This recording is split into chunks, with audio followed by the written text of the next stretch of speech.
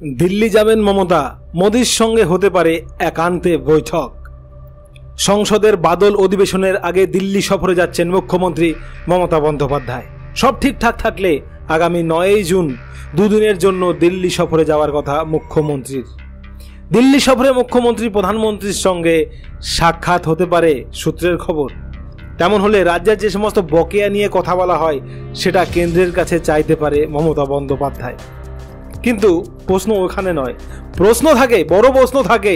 মমতা বন্দ্যোপাধ্যায় নরেন্দ্র মোদীর তুলোধনা করেন, নীতি আয়োগের বৈঠকে মমতা বন্দ্যোপাধ্যায় যান না। এবার একান্তে মমতা মোদীর সঙ্গে কেন দেখা করতে চাইছেন? এই সমস্ত প্রশ্ন কিন্তু বিরোধীরা সিপিআইএম কংগ্রেস সবসময় করে থাকে।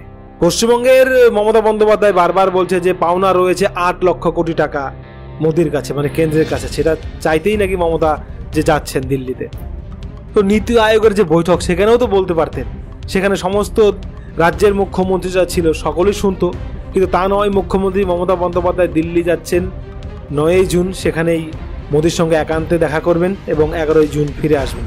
তো এইরকমভাবে একান্তে দেখা করতে চাইলে তখন কিন্তু ভাই নানা প্রশ্ন উঠবেই। সিপিআইএম কংগ্রেস প্রশ্ন করছে, সাধারণ মানুষও কিন্তু প্রশ্ন করবে এইভাবে একা একা দেখা করলে।